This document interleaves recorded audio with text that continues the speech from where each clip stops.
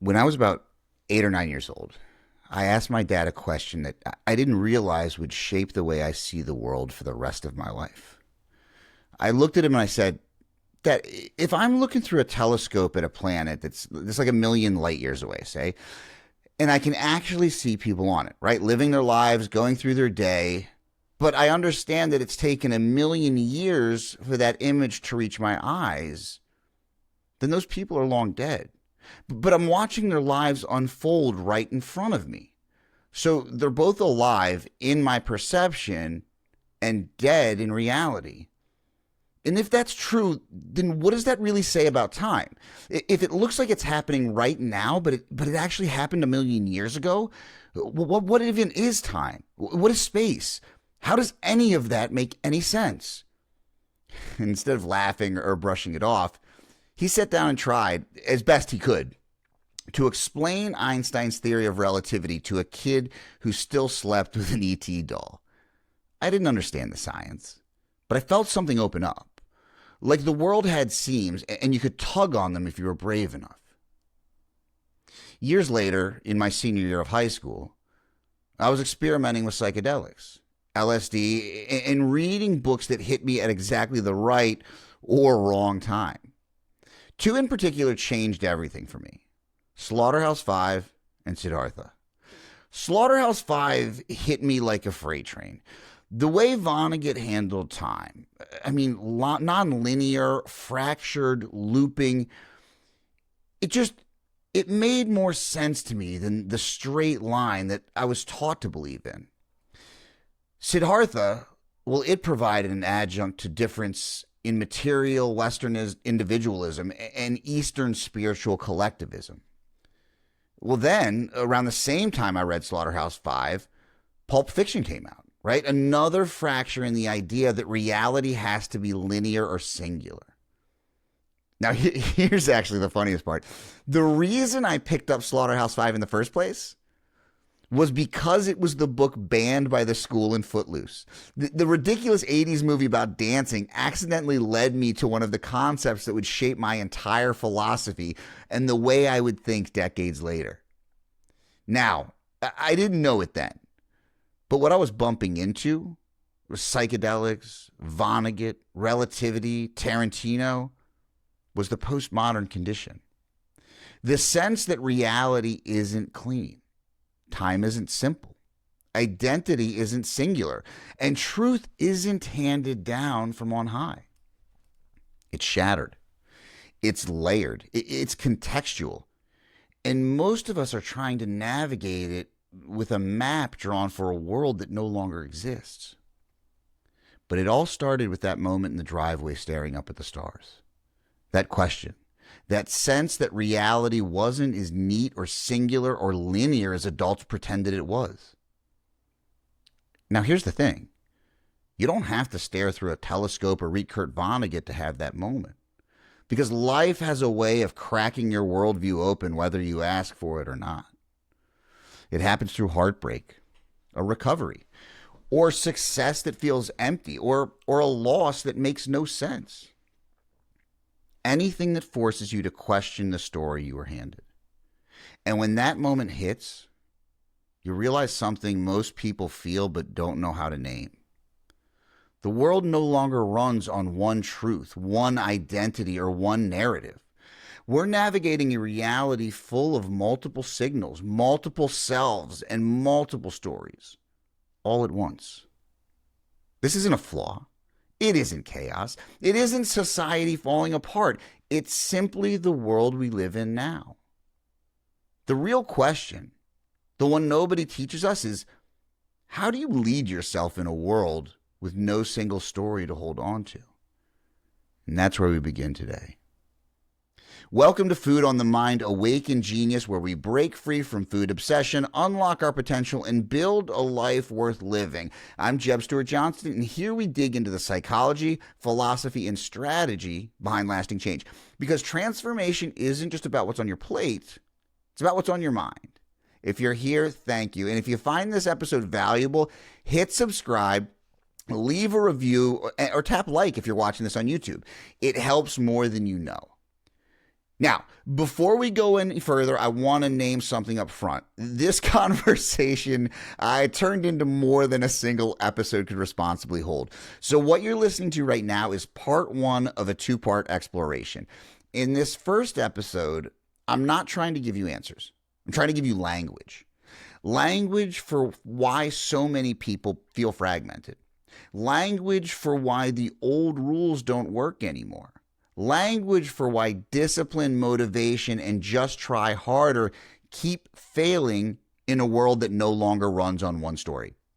This episode is about understanding the terrain, the cultural conditions, the philosophical shift, the psychological cost of living in a postmodern world with a nervous system that was never trained for it.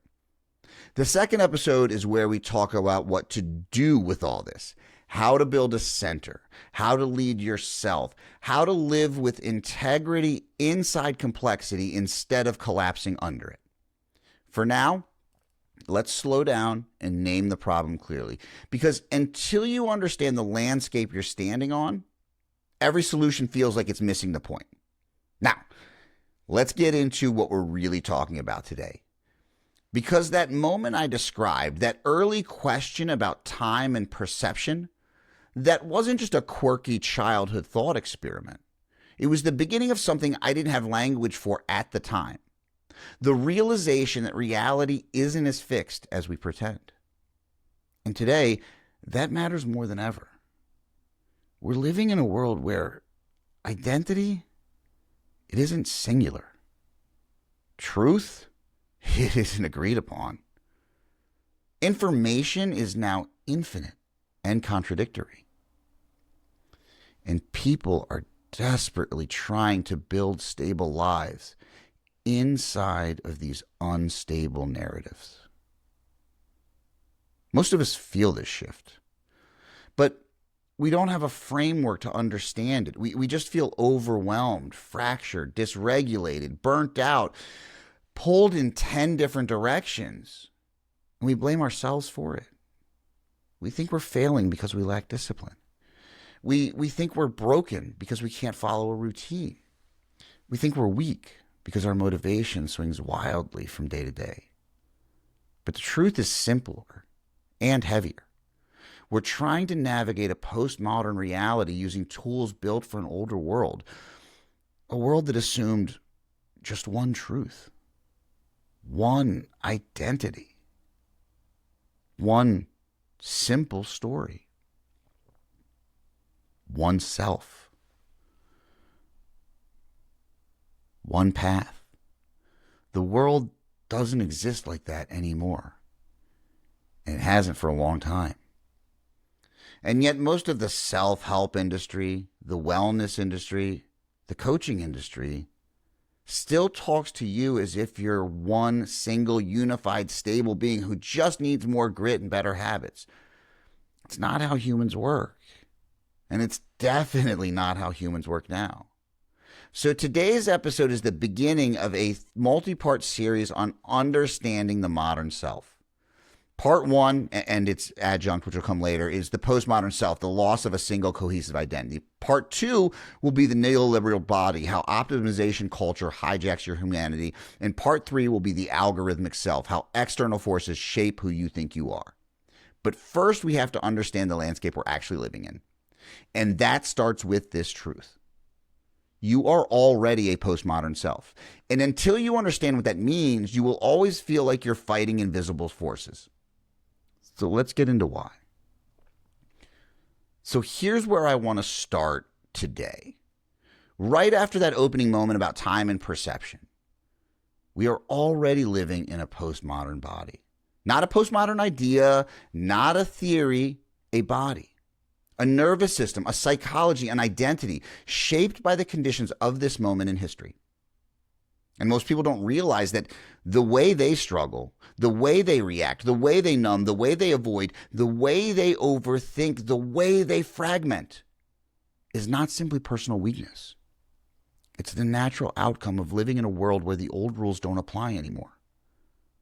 We were raised inside a modernist script, a simple one.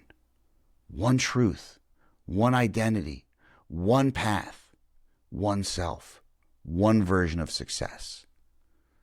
But we're living inside of a postmodern reality, right? Multiple truths, multiple identities, multiple paths, multiple definitions of meaning, and a self made of parts, not a single unified whole. And this mismatch, this collision between the world we inherited and the world we actually live in, is the source of so much of the psychological distress people experience today. Because here's the real shock for most people. Your nervous system knows you're living in a postmodern world, even if your beliefs haven't caught up yet. Your body responds to information overload. It responds to contradictory expectations. It responds to fragmented identities. It responds to constant comparison. It responds to cultural instability. It responds to the collapse of shared meaning. It responds to the pressure to craft a self instead of simply being one. Your body is reacting to the conditions of the era, not just your personal history. And this is why people feel overwhelmed and scattered and dysregulated and unmotivated and ashamed, like they can't pull it together. It's not that you're malfunctioning. It's that the template you were given for how to be a person no longer matches the terrain you're walking on. Let me say that again, because this is the heart of this entire series. You are trying to live as if the world is still modernist, when the actual landscape is postmodern. You were taught that identity is stable, right? That meaning is stable, that truth is stable, that self is stable. But your lived experience says that identity shifts and meaning evolves and truth depends on context and the self is a system. And your body feels the friction between these two worlds.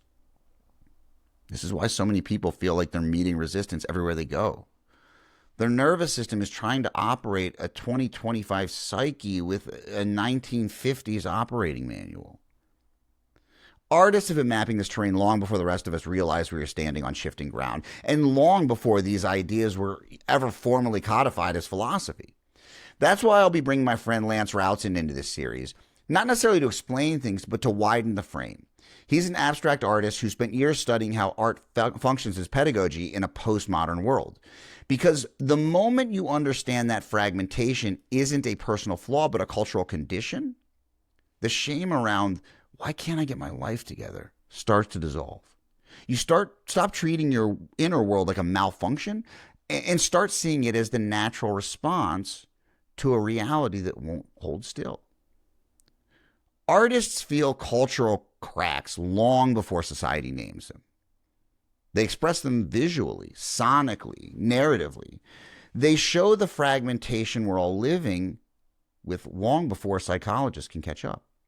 Where I come at this from the side of the psyche and the nervous system, Lance comes at it from image, sound, memory, disruption, the language of meaning itself. But I'll let him speak for that when he joins me. Right now, what I want you to see is this. Your struggles make sense in the context of the world you're actually living in. If you feel torn between competing desires, that's postmodern identity. If you feel overwhelmed by contradictory information, that's postmodern epistemology. If you feel directionless, that's postmodern meaning collapse. If you feel like you're performing rather than living, that's postmodern selfhood. You're not failing to be a coherent, unified person. You're simply living in a world where coherence is no longer guaranteed. Where identity isn't something you inherit, it's something you assemble. Where meaning is no longer fixed, it's crafted. Where the self isn't a singular force, it's a negotiation. This is not a moral problem. This is not a character problem. This is a philosophical problem being experienced through the body. And until you understand that, you'll keep misdiagnosing your own struggles. You'll think you lack discipline when what you really lack is integration. You'll think you're weak when what you really are is overloaded. You'll think you're all over the place when what's actually happening is that the world is pulling you in 10 directions at once. You'll think you're inconsistent when you're actually just plural. You'll think you're failing when the truth is you're trying to carry a complexity no one ever trained you to hold. And that's what this episode is here to do, to teach you how to hold it. So next we want to talk about what postmodernism actually says. And this is the real version, right? Like not the Twitter-scape version. So now that we've established the landscape, the fact that we're living in a world where old maps no longer applied, we need to get really clear on something that most people misunderstand. What the hell is postmodernism actually even talking about, right? People throw this word around as if it's some kind of cultural boogeyman. But the truth is, most of its critics have never read a single postmodern thinker. They're fighting an idea that they don't even understand. So let's strip away the noise and get down to what postmodernism actually says. Not the caricature, not the political spin, not the culture war version, the real version. And the real version is surprisingly simple. Number one, postmodernism says that there is no single story that explains everything. Modernism, the worldview that shaped the 20th century, believed in big universal narratives. Religion, nation, science, progress, morality, personal responsibility, discipline, self-control. One story, one truth, one explanation for how to live. Postmodernism just says no single narrative can carry the complexity of human experience anymore. That's it. It doesn't say truth doesn't exist. It doesn't say reality isn't real. It says that one story can't be the story for everyone. And honestly, you don't need a philosophy degree to feel how true that is. Look at your own life. Think of how many versions of you've had to become. Think of how many identities you've carried. How many shifts, ruptures, reinventions. Your life can't be contained by one story. Why would the world be any different? Part two of this is that truth is contextual, not absent, not arbitrary, but contextual. This is the part people love to distort. Postmodernism doesn't say nothing is real. It says truth depends on perspective, language, culture, power, and context. Here's the easy example. Ask 5 nutrition coaches what eating healthy means. You'll get 5 different truths, each backed by research, anecdotes, and client success stories. It's not chaos, that's context. Ask someone dealing with trauma what safety feels like. Ask a burned out executive. Ask a single mom. Ask someone in a depressive episode. Ask someone on the best day of their life. Truth shifts depending on the vantage point. If you've ever argued with someone and realized you're both right, well, that's postmodernism. If you've ever had 2 voices inside you with totally different opinions, that's postmodernism, inside the psyche. Truth is real, but it's not one size fits all. Point 3, the self is multiple, not singular. So postmodernism says the self is not a single, unified, consistent entity. It is a collection of parts, roles, desires, histories, and identities. Look at your own behavior. There's a part of you that wants change, a part that wants comfort, a part that sabotages, a part that protects, a part that performs, a part that rebels, a part that leads, a part that hides. You don't have a self. You have a system of selves. And I want to be very clear here. That is not pathology. This is humanity. Internal family systems knows this. Buddhism knows this. Artists know this. Addicts know this. Parents know this. Trauma survivors know this. Anyone who's ever wanted 2 opposite things at once knows this. But most self-help advice still talks to people as if they're one unified, consistent being. And that mismatch creates shame, confusion, and the illusion of failure. Point 4, nobody is objective. not even the people who swear they are. This might be the most important point for anyone working in health, fitness, coaching, or psychology. Postmodernism says every lens has fingerprints on it. There is no God's eye view. Coaches are influenced by their training, their trauma, their biases, their cultural background, their identity, their incentives, their communities. Scientists are influenced by funding sources, institutional pressures, theory preferences, cultural assumptions, personal blind spots. And you, the listener, are influenced by your upbringing, your nervous system, your history, your fears, your desires, your interpretations, your emotional state. Nobody is neutral. Nobody is untouched by context. Nobody stands outside of their own story. The best any of us can do is acknowledge that, not pretending it doesn't exist. So, what does all this mean for actual human beings? It means this. Postmodernism isn't wrong. It's just incomplete, right? Like anything. It can diagnose the fractures in the world. It can expose the cracks in identity. It can reveal the instability in truth. It can dismantle the illusion society runs on. But it can't really put anything back together. It can tell you why everything is falling apart, but it can't really tell you how to live inside the collapse. And that's what the rest of the episode, and really this entire trilogy, is for. Because if you can understand the forces shaping your inner world, you can stop blaming yourself for feeling fractured and start learning how to lead the system within you. So up until this point, we've talked about the fractures, the cracks in the modern worldview, the multiplicity of identity, the instability of truth. But I want to shift gears here because postmodernism isn't just a breakdown, it's also a breakthrough. For all the chaos, confusion, and complexity it introduces, there are real gifts inside this worldview. Gifts that people overlook because they're too busy arguing about the politics around it.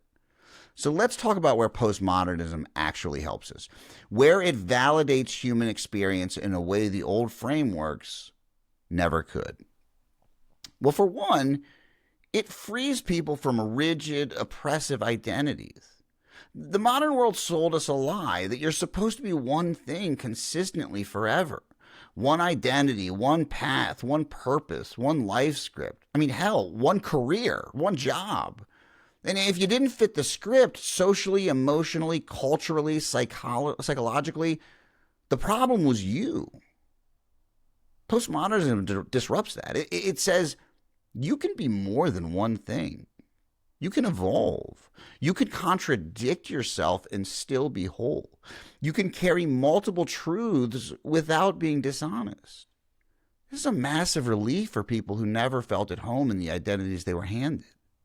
It gives people permission to stop trying to be a singular idea of themselves and actually explore the self as it really is.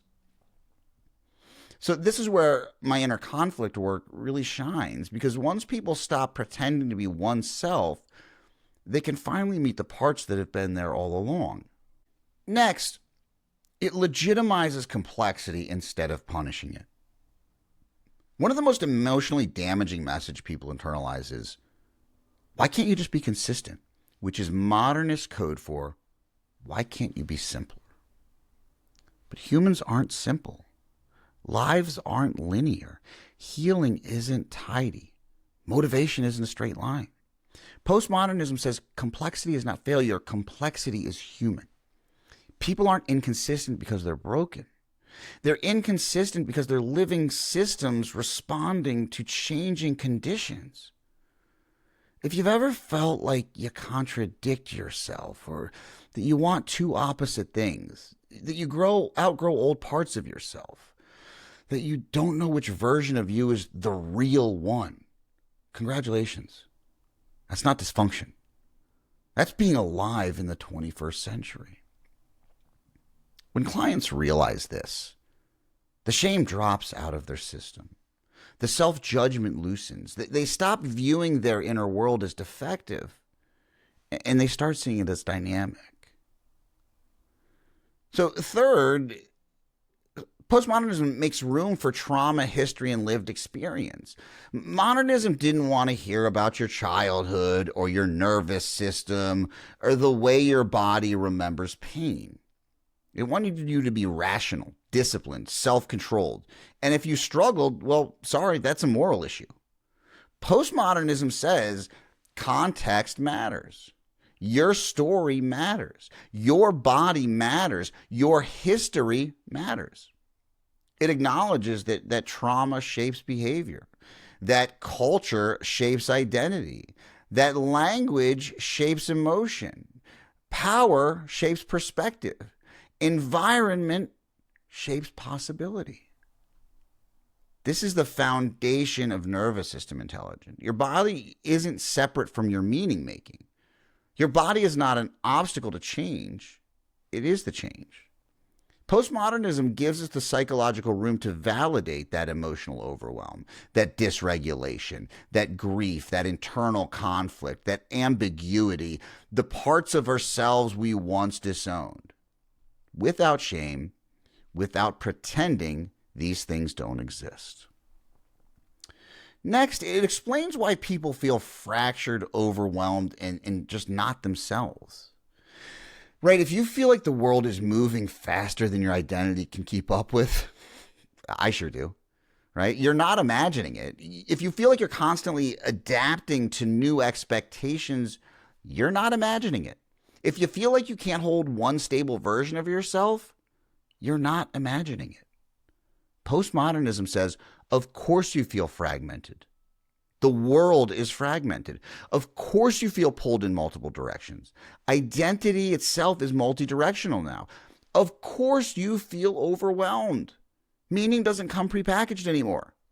But instead of leaving you stuck in that fragmentation, this is where the framework of the Awakened Genius Blueprint becomes essential. Because postmodernism describes the conditions, but your work offers the response. It gives people a way to cultivate inner leadership, internal coherence, emotional grounding, direction, meaning, inside a world that no longer supplies those things by default. And this is where things start to open up.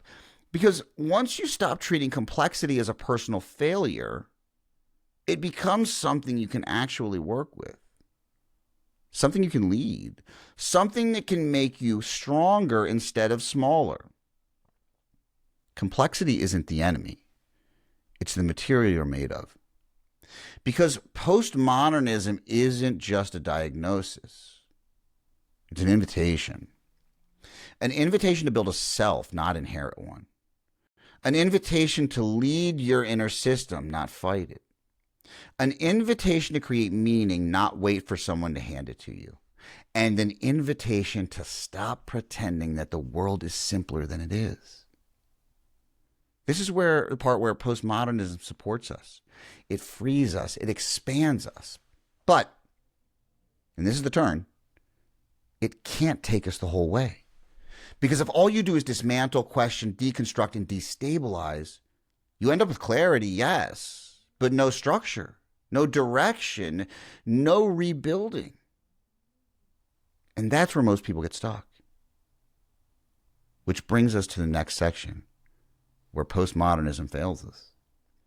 So far, we've talked about what postmodernism reveals, right? The cracks, the multiplicity, the freedom, the complexity. And all that matters. It explains so much of why people feel the way they do. But now we have to talk about the part nobody wants to acknowledge. Postmodernism can take things apart, but it can't put anything back together. And that's where it starts to fail us. Because once you've dismantled the old narratives, once you've questioned the big explanations, once you've broken the illusion of a single self, a single truth, a single meaning, you're left standing in a kind of psychological freefall. You can see everything, but you can't hold anything. Let me walk you through where this worldview breaks down. For one, it's brilliant at deconstruction, and it's terrible at reconstruction. Postmodernism is a master critic. It can dissect a worldview, expose the power structures behind it, peel back the assumptions, basically point to all the places where the story doesn't line up with reality. Once it's done tearing things down, it shrugs. It leaves you with nothing is absolute. Everything is interpretation. Every narrative has holes. Every truth has a counter-truth. Okay, fine. But how do you live like that? How do you build a life? How do you make choices? How do you form an identity? How do you commit to anything? You can't rebuild a worldview out of critique alone. At some point, you do need some structure, some direction, some coherence, a center.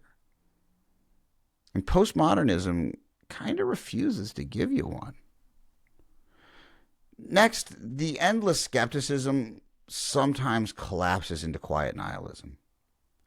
Once you start questioning everything, it becomes very easy to believe in nothing. Not in the dramatic teenage, oh, nothing matters way. Most people never say that out loud.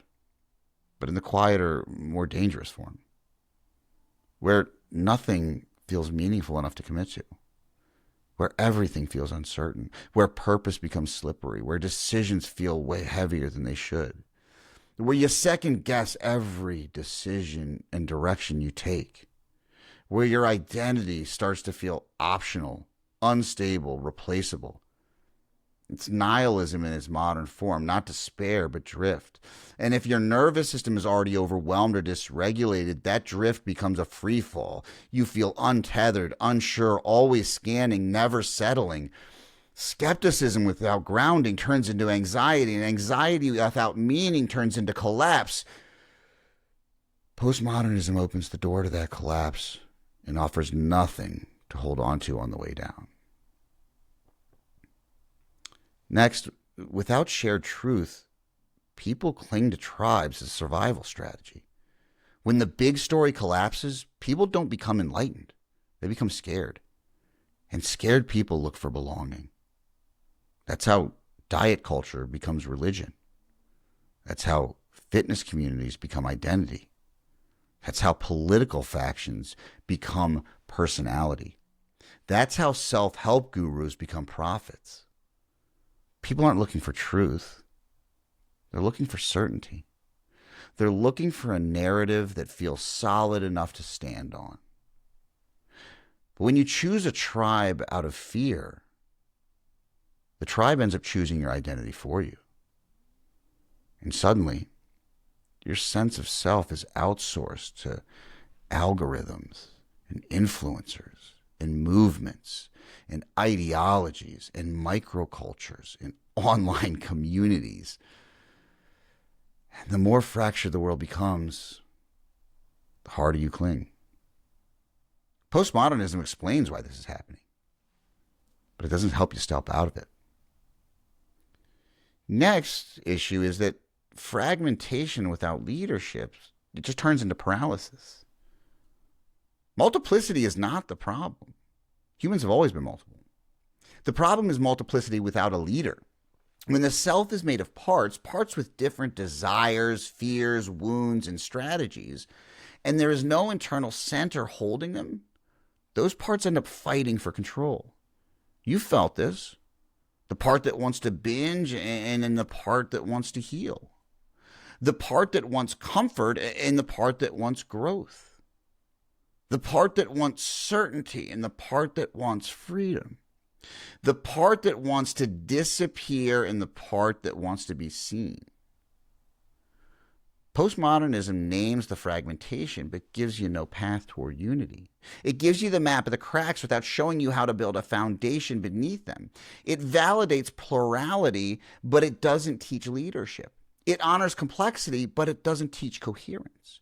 It breaks the illusion of oneself, but it doesn't help you to form a healthier relationship with the many selves inside you. And that's not enough. Not for people who want to live with intention. Not for people who want to grow. Not for people who are tired of feeling like they're made of loose threads instead of something solid. Postmodernism is a brilliant scalpel, but it is not a blueprint. It can diagnose, it cannot build. It can reveal the truth, it cannot teach you how to live inside the truth. And that is where most people get stuck. Not in the collapse of the old stories, but in the absence of anything to replace them with. But here's the part I want to hit for you. You don't need to go back to the old world. And you don't need to lose yourself in the chaos either.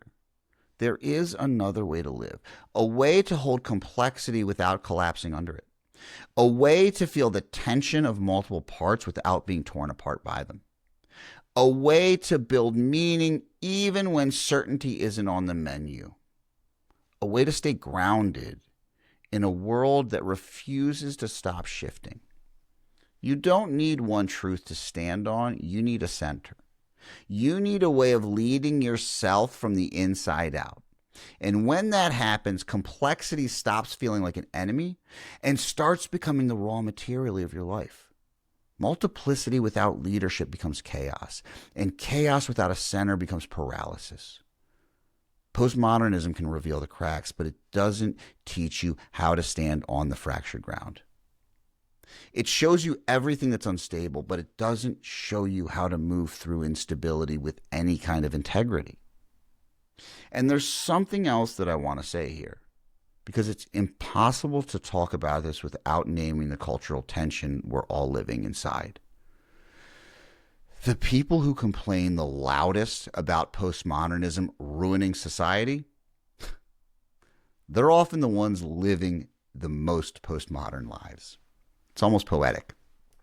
They talk about objective truth while reshaping reality every time it threatens their identity. They preach personal responsibility while refusing to acknowledge any consequences for their own behavior.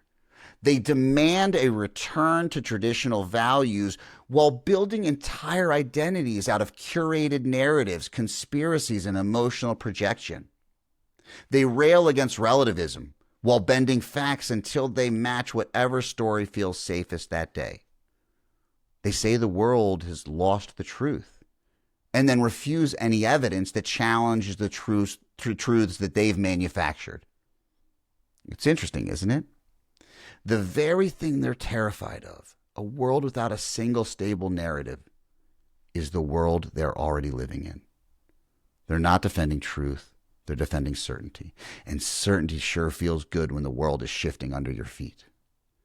But certainty built on denial, it isn't truth. It's escapism dressed as righteousness. And I don't say any of this to score points or to make some cheap cultural jab. I say it because this mindset is everywhere, not just in the groups we like to point fingers at. Because we see it in politics. You see it in religion. You see it in wellness. You see it in fitness tribes. You see it anywhere identity feels fragile and people reach for something absolute to hold on to. When a world becomes too complex, people don't become more grounded. They become more ideological. And ideology is just fear dressed up as purpose. They stop relating to truth and start relating to whatever story stops their anxiety. And the danger isn't the ideology itself. The danger is the rigidity, the inability to hold nuance, the refusal to acknowledge contradiction, the hunger for one clean narrative that makes everything feel simple again. But life isn't simple. Identity isn't simple. Truth isn't simple.